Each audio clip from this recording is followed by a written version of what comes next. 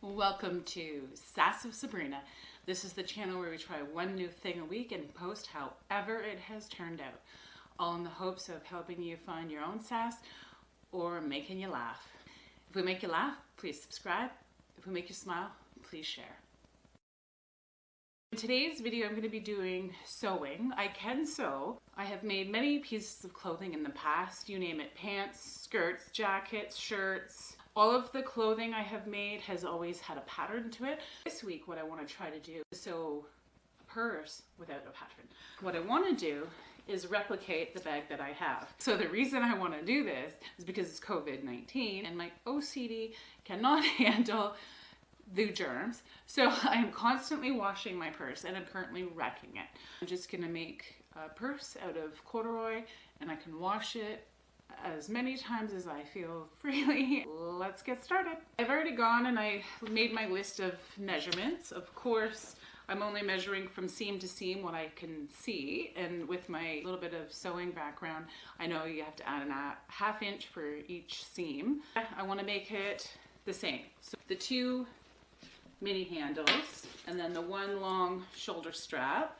It's just like a big pouch. There is a zipper that I do want to attempt, which I have never done a zipper before, so it'll be interesting. This has this pocket and these two mini pockets on the outside.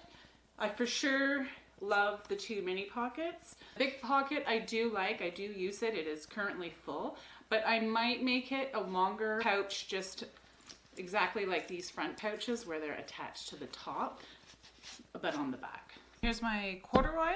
Here's my inner lining. Corduroy itself is fine for the inside, for like the pockets, that'll be okay, but for the inside of the purse itself, I do want it to be a little bit sturdier.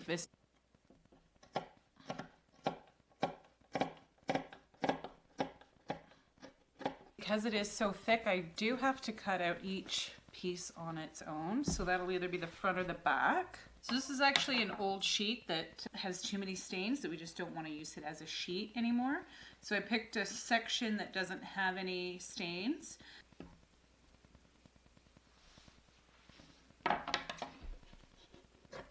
So cut everything out, and the next step would be to either serge or zigzag all the edges of the material. And that's what I'll just be doing. Near the beginning of the video, I mentioned that there's 3 pockets on my purse, and one is the zipper above the 2 front pouch pockets. That I might modify it and put it on the back of the purse is another pouch pocket. That was a cop-out because I'm afraid of zippers, of sewing a zipper on.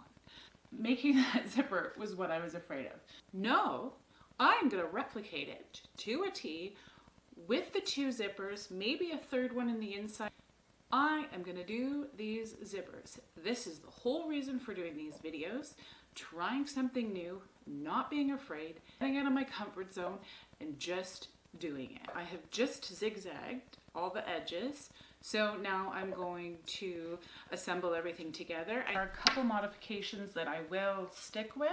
I don't want to add a loop. This little decorative piece, I won't add it. I started with the straps, the handles. These are the short ones. So I was struggling with it until I discovered you can use your knitting needles to just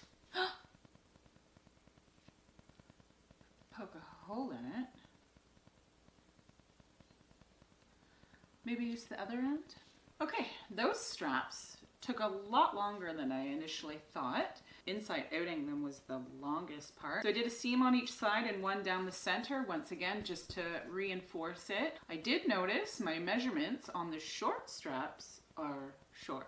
I put them closer together, making my way through. The lining of my bottom piece was the wrong measurement once again.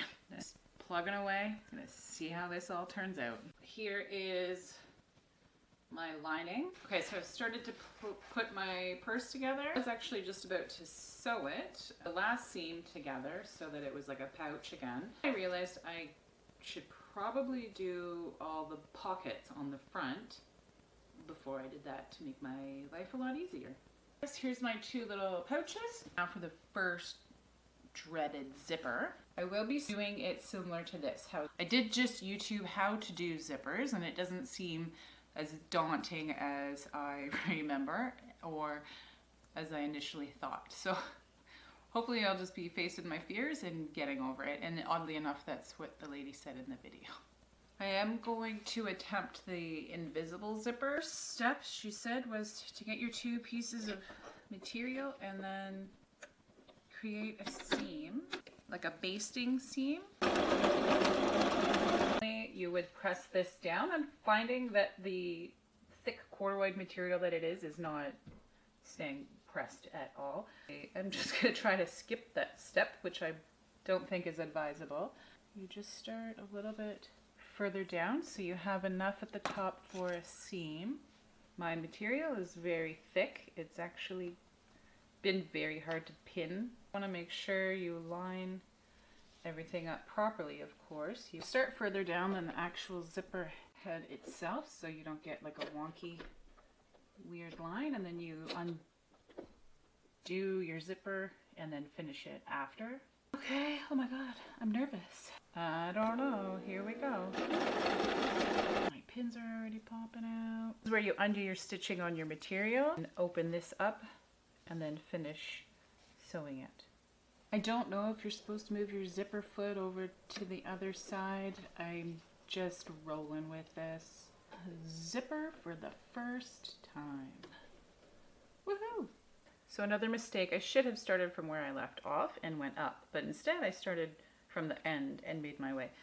So I've made a little bit of a pleat in the zipper. I don't know if that will actually be okay or not.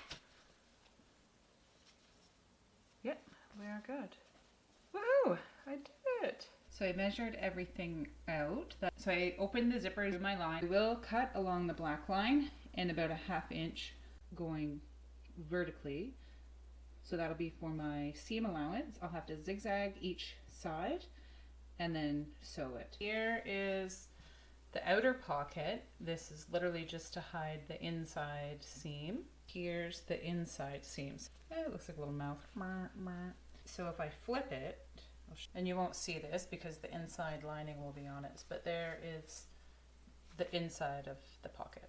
This is the last seam that I have to do to make it fully encased, and then sew the bottom on. So from there I'm going to do the inside lining and then the top of the other purse. I've created everything up till about this seam. Once it's zipped up, this is how it looks with all these just extra seams and layers. I have just discovered I never folded the top half down. So I have raw exposed edges and stitching, and I have done that on 3 of the straps so far. So I have a lot of stitch ripping to do. Just doing final inspection on the front. I had to tack this down. I am going to think of some decorative things to do. I did end up noticing that 3/4 of this seam had come out, so all the raw ends were just exposed. So I did do the stitch ripping already, so I'm just going to fold that back in and make that look better. So I decided to do a little bit more stitch ripping than I initially thought. There was some lopsidedness that I didn't like. I'm taking the inside pocket out so I can fix the exterior of it. And I was stitch ripping this way, and I did make a hole, but then I discovered this is like a potato peeler. You can go either way with it. So now I'm actually stitch ripping this way, and it's going a lot quicker with no mess ups. Moving along, I'm doing the final zipper for the top of the purse. This is the last step. Once this attaches, everything is in the final assembly for the straps and the top piece all at the same time. From the seam to where I'm going to create a seam is going to be 14 inches. Then going to inside out it, do the same for the lining, attach the handles and this zipper top as well. The purse that I'm replicating has this extra piece of the zipper hanging out, and I thought I would replicate it. However, mine is quite long and that just looks funny. And it helped me break one sewing machine needle and bend another one. But it's on there now, it's not coming off after all that work. I literally just have this seam to place in here, and that is the last stitch. And I am running out of patience. This has been the most challenging hobby I have tried. I have sewn before, but it has been several decades, and I have pushed myself with doing 2 zippers, and this is a big project. I can't wait to show you when I'm done. Challenge accepted and conquered. I'm so proud of myself. This turned out so much better than I could imagine. I challenged myself with the 2 zippers. That's awesome. That was hard.